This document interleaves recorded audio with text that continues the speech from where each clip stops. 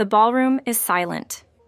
Not the peaceful kind of silence, the suffocating kind. The kind that happens when everyone in the room realizes at the exact same moment that something has gone terribly, irreversibly wrong. It's Marcus Weatherby's wedding day. Marcus, the man who built an empire from nothing, who controls 3 continents worth of real estate, who is worth approximately $3.2 billion according to Forbes. This is supposed to be his triumph, his moment. The moment when he introduces his new bride, Victoria Chen, to the world as his wife. And she is stunning, no question about it. The dress alone cost $250,000. Couture from Paris, diamonds from Antwerp. She's everything a billionaire's bride should be, except she's not the one everyone came to see. The doors open, not the grand doors at the front of the ballroom. Those had closed 15 minutes ago. No, these are the side doors, the ones that lead to the private foyer, the ones marked staff only. And when they open, a woman walks through them with such composed grace that the orchestra stops playing. The caterers stop moving. Even the photographers, trained professionals who've covered 1,000 society weddings, lower their cameras for just a moment. Because standing there, in a floor-length gown that makes Victoria's $250,000 dress look like something from a department store sale, is Marcus's ex-wife, Katherine Weatherby, or rather, Katherine Ashford. She took back her maiden name the day the divorce was finalized. That was 6 years ago. 6 years during which she'd disappeared from the public eye, from Marcus's world, from the society pages that once documented her every move. Everyone assumed she'd faded into obscurity. That's what usually happens to billionaires' ex-wives. They take their settlement, hire a therapist, and quietly disappear into the background of normalcy. But Katherine didn't do any of that. She's standing there in what has to be a Valentino haute couture gown, the kind you don't just buy, the kind you have to be invited to purchase. The fabric alone seems to glow from within. Real diamonds, not cubic zirconia like Victoria is wearing. You can tell because the light falls differently off genuine stones. The jewelry she's wearing, a vintage emerald necklace, a diamond bracelet that probably cost what most people make in a lifetime. These are pieces with history. Pieces that speak of generational wealth, not new money. But it's not just the dress. It's not just the jewelry. It's the presence. Katherine walks into that ballroom like she's walking into her own home, like the other 800 guests are background actors in her story. Her posture is perfect, not the stiff, corseted perfection of someone trying too hard, but the natural, effortless grace of someone who has always belonged in spaces like this. She's thinner than she was 6 years ago, her face a little more angular, her eyes a little sharper. 6 years of living life on her own terms has carved something stronger into her features. And she's alone. That's the detail that really gets people talking. At a wedding like this, unattached women usually come in groups or with carefully selected partners who serve as visual escorts. Katherine comes alone. She doesn't need a +1. She doesn't need anyone. Marcus sees her at the exact same moment everyone else does. You can watch the color drain from his face. You can see his hand tremble as it reaches for his bride's arm. Victoria, reading the room with the self-preservation instincts of someone who's climbed a long way from nothing, feels his grip tighten and immediately looks to see what's shaken him. When she realizes who's walked in, her face does something complicated. Part shock, part fury, part something else, something that looks a lot like fear. Before we go deeper into this story, take a second and hit that subscribe button, give this video a like, and let us know where you're watching from. I'm curious to know how far these stories travel, because what happens next, what Katherine does next, is going to rewire everything you think you know about power, wealth, and who really won this marriage. Katherine doesn't move toward them. She doesn't make a scene. Instead, she simply walks to a table near the center of the ballroom, a table that's been reserved for close family, and sits down. She pulls the seat out herself. She settles into it like she's been doing this her whole life, which, to be fair, she has. The room erupts into whispers. In the space of 30 seconds, 3 different conversations are happening among the 800 guests. In one corner, someone is on their phone, Googling. By the time Katherine has picked up her water glass, the news is spreading through the room like wildfire. Katherine Ashford's net worth has increased, significantly. According to preliminary reports, she's no longer worth an estimated $600 million. Her settlement from the divorce. She's now worth $2.8 billion. $2.8 billion. Which means she's now richer than Marcus's combined wealth with his new bride. Marcus watches this realization spread across the faces of everyone in the room. He watches his guests add and subtract, calculate and recalculate. He watches the power dynamic that he thought he'd controlled so carefully shift in real time, right before his eyes. Victoria's grip on his arm has become something between a hold and a vice. And Katherine? Katherine picks up her phone and orders a martini from the approaching waiter. She pulls out her phone and takes a selfie with the wedding centerpiece, a $17,000 arrangement of imported roses and white orchids, and smiles, genuinely smiles, like she's exactly where she's supposed to be. But none of them, not Marcus, not Victoria, not a single guest in that ballroom, realizes that this moment, this perfect theatrical moment, is actually the ending of a story that started 6 years earlier. To understand what Katherine is really doing here, we have to rewind. 6 years ago, Marcus Weatherby wasn't famous. Well, he was famous in certain circles, the circles where billions of dollars in generational wealth congregate, where country clubs have waiting lists of 30 years, where people don't talk about money because money is simply what exists in the background of their lives, like air. But he wasn't famous. He wasn't on magazine covers or trending on social media. He was just a man who'd inherited a real estate empire and had the intelligence to expand it into something 3 times larger than what his father had left him. Katherine met him at a charity gala in Manhattan. She was there with her parents, who were prominent philanthropists. She was 26, just out of Yale, with a degree in art history and a trust fund that was substantial enough to live on, but not so substantial that she'd never have to think about anything difficult in her life. She was the kind of beautiful that comes from generations of good breeding, good health, and good fortune. The kind of beauty that doesn't shout. It whispers. Marcus was 34. He saw her across the ballroom, and something shifted in him. Later, he would tell people that it was love at first sight. The kind of thing that sounds romantic when you're the one it happens to, but sounds suspicious when you hear other people say it. Later, Katherine would remember it differently. She would remember seeing him, remembering thinking that he was attractive in the way that money sometimes makes men attractive, the confidence that comes from never having to doubt that you deserve good things. They started dating 3 months later. They got married 18 months after that. By most measures, it was a good marriage.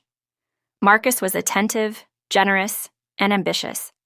Katherine was beautiful, intelligent, and had the kind of social skills that come from a lifetime of knowing how to navigate elite spaces.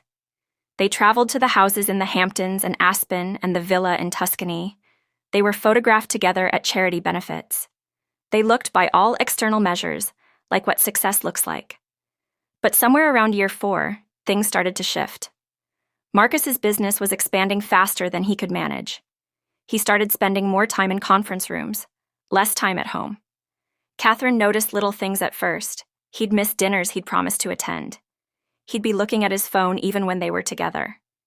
He'd respond to her questions with half attention, his mind clearly somewhere else. She tried talking to him about it. "I'm building something," he said. "Something that's going to make us both richer than we already are. It's going to take time, but I promise you, Katherine, it will be worth it." Katherine believed him. Or at least she wanted to. But here's the thing about being married to a man who's progressively becoming more powerful, more successful, and more consumed by his work. Somewhere along the way, you stop being a partner and start being an accessory. You become the woman on his arm at galas, the woman whose taste is trusted for interior decorating, the woman whose job is to reflect well on his choices by existing beautifully. It's subtle. The transition isn't abrupt. But it happens. By year 5, Katherine realized she was lonely. Not the kind of lonely that comes from being alone, but the kind of lonely that comes from being with someone who doesn't see you, who looks at you, but doesn't really look at you. She started taking art classes again, something she'd loved in college but had abandoned when Marcus decided he preferred that she focus on being a hostess. She started having lunch with friends he didn't approve of because they worked in the arts, which Marcus considered with a kind smile, less financially viable than more serious pursuits. She started reading late into the night, when he was already asleep in his home office upstairs, and she was in their bedroom, waiting for him to come to bed and wondering when she'd started waiting for anything. Before we continue, take a second and share your thoughts so far on this story below. I read every single one, because right here is where everything was about to change for Katherine, and she didn't even know it yet. And then, 1 year ago, Marcus came home one evening with a particular kind of energy. The kind of energy he used to have when he'd made a successful deal. Except this time, the deal was personal. He wanted a divorce. There was no other woman, he said. At least, that's what he said for the first few weeks. But there was a clarity to him, a sense of relief, that suggested he'd been thinking about this for a long time. He'd already had his lawyers draft papers. He was prepared to be generous. More than generous, he said, as if he wanted credit for not leaving her destitute. $300 million, plus the apartment in Manhattan, the house in the Hamptons, the villa in Italy. Katherine was 32 years old. She had no career, no real skills that translated to the job market, and no idea how to exist in the world as a single person, rather than as someone's wife. She signed the papers. The announcement came 2 months later. Marcus was engaged to Victoria Chen, a woman 10 years younger than Katherine, with the kind of ambition that Katherine recognized because she'd had it once too, before she'd learned that ambition doesn't matter if you're married to someone who sees you as decoration. Katherine watched the relationship play out in society pages and tabloids. She watched Marcus start to do the same things with Victoria that he'd done with her, bring her to galas, approve of her friends only when they were financially impressive, slowly, subtly, domesticate her into the role of trophy. She watched Victoria smile in photographs and knew exactly what Victoria didn't know yet. That 5 years into this marriage, Victoria would be taking art classes in secret, having lunch with friends Marcus didn't know about, and wondering when she'd started waiting for anything. But Katherine also made a decision. She wasn't going to become a cautionary tale. She wasn't going to become the ex-wife who faded into obscurity, who occasionally appeared in the society pages with a man 15 years older than her, trying to prove she was still relevant. She wasn't going to spend the next 20 years feeling like she'd wasted the best years of her life on someone who never really saw her. Instead, she disappeared. For 1 year, nobody knew where Katherine went or what she was doing. In the 1 year that Katherine disappeared, a lot of things happened in the world. The stock market fluctuated. A company that Katherine had invested in, back when she was still just a bored billionaire's wife, looking for something to do, suddenly went public. She'd invested $200 million almost by accident, writing a check without really thinking about it at a board meeting of her friend's venture capital firm. At the time, Marcus had encouraged her, in the way that rich people sometimes encourage small hobbies. Sure, put some money into your friend's thing. It's good for your resume. The company exploded. It wasn't an overnight success. It was a slow-building, meticulously managed expansion across 5 continents. The company, called Lumina, developed sustainable technology solutions for developing nations. It started in Africa, then expanded to Southeast Asia, then South America. By the time Katherine's initial investment of $200 million had matured, it was worth $2.3 billion. $2.3 billion. But Katherine didn't just sit on the investment. She got involved. She read every quarterly report. She attended board meetings via video conference from whatever remote location she was currently living in. She made strategic suggestions that proved, time and again, to be exactly right. And when the company's founder, a brilliant woman named Dr. Amanda Brown, invited Katherine to become a full partner in the company, rather than just an investor, Katherine said yes. For the first time in decades, Katherine had something that was entirely hers, something that had nothing to do with being Marcus's wife, or being part of a couple, or being a reflection of someone else's success. She was building something real. Dr. Amanda became her best friend.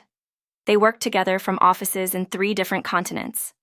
They had conversations about sustainability and economics and the future of the world that had nothing to do with designer bags or who was getting married or what gala was coming up next season.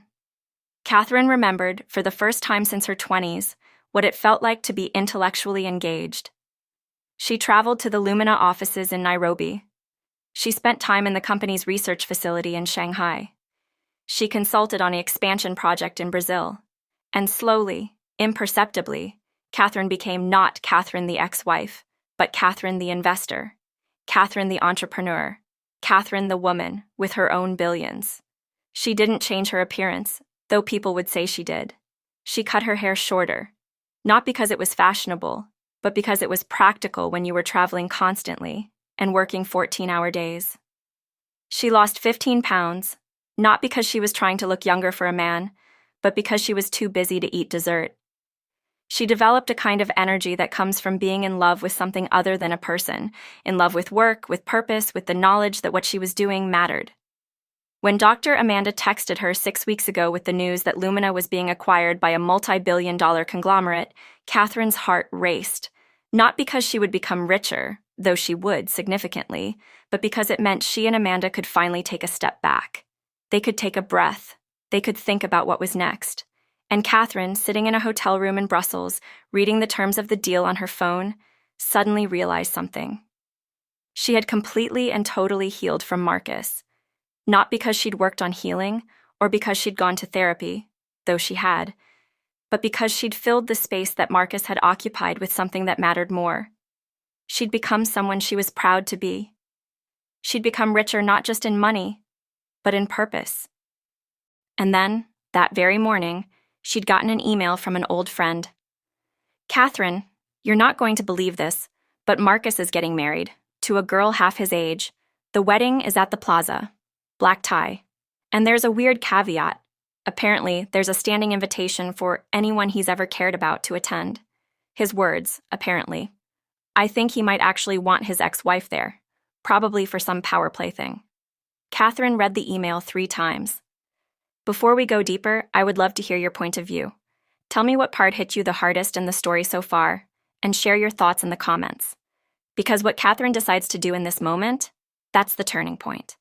That's where this becomes a story about something bigger than just one woman and her ex-husband." She didn't think about it very long. She called Dr. Amanda. "The acquisition is closing on the 15th? "Yes. Why?" "And the final wire transfer will complete by the 22nd? "Katherine, what are you planning?" Katherine looked out the window at the Brussels skyline and smiled. "I'm going to go to my ex-husband's wedding." "Why would you do that?" "Because," Katherine said, "he deserves to see what he lost." The Plaza Hotel's Grand Ballroom is one of the most expensive venues to rent in Manhattan. The price tag this evening is somewhere in the neighborhood of $300,000. That's before the catering, the flowers, the band, the open bar, the photographer, the videographer, and the small army of staff keeping everything running smoothly. It's approximately 1% of what Katherine's net worth increased by when the Lumina acquisition closed on the 22nd. She arrives at 7:47 p.m., exactly 13 minutes after the ceremony has concluded and the cocktail hour has begun. She's had her hair done that afternoon by someone who specializes in celebrities and billionaires. Her makeup is understated but perfect, the kind of perfection that looks effortless. Her dress, which she'd ordered 2 weeks ago with the knowledge that she might never wear it, fits her like a whisper. She's not there to make a scene. She's not there to be angry or bitter or to seduce Marcus back into wanting her. She's not there to prove something exactly, though there is something in the act of showing up at all that feels proof-like. She's there because she can be, because she earned the right to be. Katherine walks through those side doors and into the ballroom, and the moment she does, a kind of collective intake of breath seems to happen. Not overtly. These are wealthy people, trained in discretion and restraint. But you can see it in the subtle shift of posture, in the way eyes linger on her face a moment too long. Marcus is standing with Victoria, greeting a cluster of his business associates. He's smiling, the kind of smile that's been practiced into perfection, the kind of smile that never quite reaches his eyes. When he sees Katherine, the smile stops. It just stops, like someone turned it off. Victoria sees the shift in his expression and follows his gaze. She sees Katherine standing there, impossibly elegant, impossibly composed, and you can watch the exact moment she realizes that this is the ex-wife. The first Katherine, the one that came before her. Katherine doesn't walk toward them. She doesn't acknowledge them at all. Instead, she walks to a table near the center of the ballroom, a table for close family and associates. She pulls out a chair. She sits down. A waiter materializes immediately, and she orders a martini with the kind of authority that comes from being completely comfortable in rooms like this. She picks up her phone. Around her, the room has descended into chaos. People are pulling out their own phones, Googling, searching. Someone has found the news about Lumina's acquisition. Someone else is running the numbers. By the time Katherine has taken her first sip of her martini, the entire ballroom knows that Katherine Ashford is no longer worth an estimated $600 million. She's worth $2.8 billion. She's richer than Marcus. She's richer than Marcus and Victoria combined. She takes a selfie with the centerpiece, a $17,000 arrangement of imported flowers, and the moment she posts it, without caption or explanation, her phone starts buzzing. Messages from friends she hadn't heard from in years. Messages from people she's never met, congratulating her. Messages from journalists asking if she'd care to comment on her ex-husband's wedding. She doesn't respond to any of them. Instead, she watches Marcus. She watches as he desperately tries to maintain some kind of normalcy, to continue greeting guests as if nothing has changed. She watches as Victoria grips his arm like a life preserver. She watches as the other guests start to move through the room differently. The people who'd been circling Marcus like sharks now seem suddenly less interested in him, and considerably more interested in introducing themselves to Katherine. By 8:15 p.m., the photographer has requested a picture with Katherine. By 8:30, one of Marcus's closest business associates has excused himself from Marcus's presence to come have a conversation with her. By 9 hours, Katherine is holding court at her table, like she owns the place. And the funny thing is, she's not even trying. She's not being loud or showy. She's not gloating or making cutting remarks. She's simply being herself. Intelligent, elegant, composed. The kind of woman who has her own billions and doesn't need a man's billions to feel complete. It's a kind of power that can't be manufactured or faked. It's a kind of power that comes from knowing you're okay without the thing you thought you needed. By the time the dinner course is being served, Marcus can't take it anymore. He excuses himself from the reception line, from Victoria, from the carefully orchestrated performance of his own wedding, and he walks toward Katherine's table. It takes him 15 minutes to cross the ballroom because he has to stop and greet people, maintain the facade that his entire world isn't reorganizing itself in real time. When he reaches her, Katherine is mid-conversation with Dr. Amanda, who's been invited to the wedding as Katherine's guest, and who arrived fashionably late, immediately located Katherine, and has spent the last hour making very polite conversation with other guests while making it clear, through her demeanor and her presence, that she's someone important. Marcus doesn't sit down. He stands at the edge of the table with his hands in his pockets, and he says very quietly, "Can we talk?" Katherine takes her time finishing her sentence. She does this deliberately. She wants Marcus to understand that his urgency is not her urgency, that his timeline is no longer something she's organized her life around. She turns to him with an expression that's completely neutral. "Of course," she says. "Dr. Amanda, excuse me for just a moment." Dr. Amanda, who understands exactly what's happening and is deeply enjoying the theater of it, says, "Take your time. I'm going to get some of those magnificent roses as a souvenir." Katherine stands and allows Marcus to lead her to a quiet corner of the ballroom, near the windows that overlook Central Park. The city is spread out below them, glittering and infinite. It's the view of someone looking down at the world. Marcus is quieter than he was 1 year ago. Older. There are lines around his eyes that weren't there before. He looks at Katherine like he's trying to solve a puzzle, like she's a problem he hasn't figured out how to approach. "You're really here," he says. "I'm really here. With $2.8 billion. Actually," Katherine says, "the acquisition closes in its final phase in 2 weeks, so technically it's closer to $2.9 billion. But who's counting?" Marcus flinches slightly at her tone. It's not cold. If it were cold, it would be easier. Coldness can be blamed on bitterness. But Katherine's tone is something worse. It's cordial, polite, like she's a pleasant acquaintance rather than someone he was married to for 5 years. "I didn't know you were investing," he says. There are a lot of things you didn't know about me, Katherine replies. You were too busy building your empire to notice that I was building my own. Actually, I wasn't even building it. I was just investing in something I believed in, and then stepping back and letting brilliant people do brilliant work. The investment grew while I wasn't looking. Katherine, do you want to know what the hardest part of these last 6 years was? She doesn't wait for him to answer. It wasn't the divorce. It wasn't losing the house in the Hamptons or any of that. It was realizing how small I'd made myself to fit into your life. I'd taken a Yale degree in art history and turned it into an accessory to your career. I'd taken my own ideas and compressed them until they were small enough to fit into your worldview. I'd done that willingly, Marcus. That was the hardest part, realizing that I'd done it to myself. Marcus looks away, toward the city, toward the lights. Victoria, Katherine says, is going to have the same realization in about 5 years. She's going to wake up one day and realize that she's been slowly shrinking herself for a man who's never going to see her. And she's going to have a choice, like I had a choice. She can either spend the next 15 years being angry about it, or she can take that anger and transform it into something that builds her own empire instead of supporting someone else's.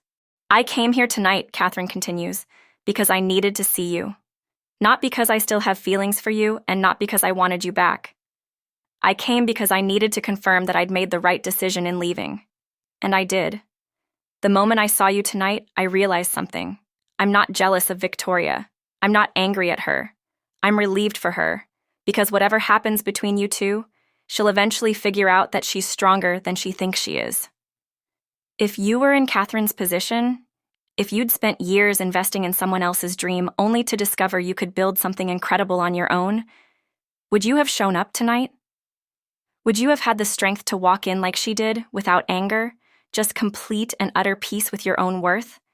I want to know what you think, so please, share your thoughts in the comments. Marcus is very quiet for a long moment. I loved you, he says finally. I know, Katherine says, but you loved your work more. And I finally understand that that's not a failing on your part. That's just who you are. You're someone who needs to be building something, always moving forward, always chasing the next goal. And I'm someone who needs to feel seen. Those two things were never going to align. She puts a hand on his shoulder briefly. Be good to Victoria. Or don't, but at least be honest with her. Let her choose what she's choosing with full information about what it will cost her. Katherine walks back toward her table before he can respond. The wedding continues for 4 more hours. By the time midnight approaches, the vibe has completely shifted. Marcus's guests are no longer interested in congratulating him on his marriage or taking photos with him. They're interested in Katherine. They want to know about Lumina. They want to know how she built her wealth so quietly that no one noticed. They want to know if she's interested in investing in their ventures, their startups, their ideas. Katherine remains poised through all of it. She doesn't oversell herself or her company. She listens more than she talks. She asks intelligent questions. She gives people her business card, a simple card with her name and a phone number, nothing more. By the time the band is playing the last song, a slow waltz, most of the wedding party has wound down. Victoria has disappeared to the bridal suite, reportedly with a migraine. Marcus is sitting at a table, half-empty glass of scotch in front of him, watching his wedding dissolve into something that it was never supposed to be. It's around 1 a.m. when Katherine and Dr. Amanda prepares to leave. They collect their coats, thank the staff, and head toward the exit. And in that moment, just before Katherine walks out of the ballroom for the last time, she pauses. She doesn't go back toward Marcus. Instead, she looks back at the ballroom itself, at the flowers, the crystal, the $17,000 worth of aesthetic perfection arranged for a marriage that everyone in that room can feel is already fracturing. She smiles, but not at anything in particular. It's the kind of smile that someone gives when they've passed a test they didn't even know they were taking. In the weeks after the wedding, the story goes viral. Not immediately. The internet moves in mysterious ways. But by week 3, the story of the billionaire's ex-wife showing up richer than his new bride has spread across every social media platform, every tabloid, every comment section of every news website in the country. Tabloids run headlines like, "She showed him." Celebrity gossip sites speculate about Katherine and Marcus's relationship, about the wedding, about whether Katherine planned it all along. People project their own desires onto the story. They want it to be about revenge, about Katherine wanting Marcus back, about some grand master plan to humiliate him. But that's not what the story is about. Katherine gives one interview, just one, to a reputable business magazine. In it, she talks about Lumina, about sustainable technology, about why she chose to invest in Dr. Amanda's vision. She mentions the wedding only in passing, as a funny anecdote about running into an old acquaintance. People want to make it about Marcus, she says. But the truth is, I'm not thinking about Marcus. I'm thinking about Lumina's expansion into Southeast Asia. I'm thinking about the technology we're developing to reduce carbon emissions in agricultural systems. That's what matters to me now. It's the most powerful answer she could have given, because it's the truth. Here's what the real story is actually about. It's about a woman who spent 5 years of her life shrinking herself to fit into someone else's definition of success. It's about the moment she realized that she could define success for herself. It's about the courage it takes to walk away from something that looks like security, but feels like suffocation. It's about the fact that the real power isn't in humiliating the person who hurt you. It's in becoming the person you always could have been if you'd given yourself permission. The real story is about the thousands of women who watched Katherine walk into that ballroom and saw themselves. They saw the version of themselves that took a chance, that invested in their own dreams, that walked away from something familiar to build something real. They saw the version of themselves that became unstoppable. 6 months later, Lumina's expansion into Southeast Asia is officially launched. Katherine is in Bangkok for the launch event. She's giving a speech to 300 investors, engineers, and environmental scientists. She's talking about the future of sustainable technology, about the possibility of a world where economic growth and environmental responsibility aren't competing interests, but collaborative ones.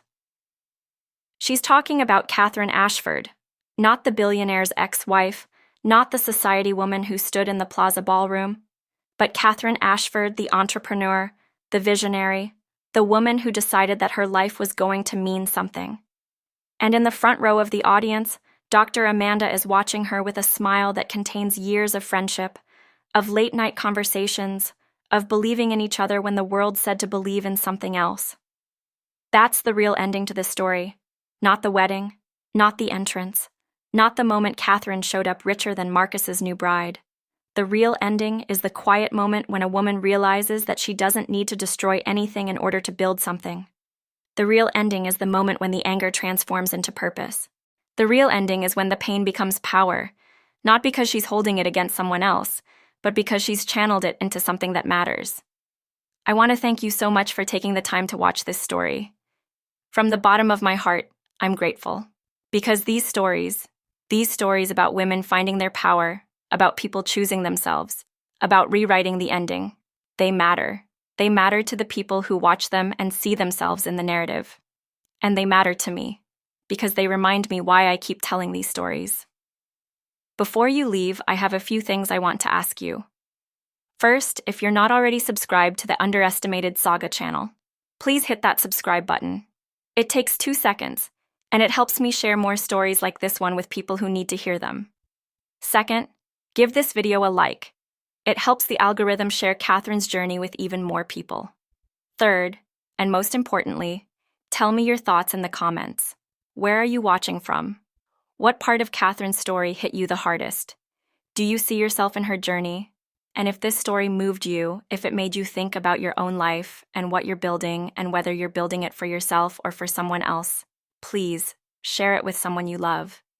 Share it with someone who might need to hear that it's okay to walk away from something comfortable if you can build something meaningful instead.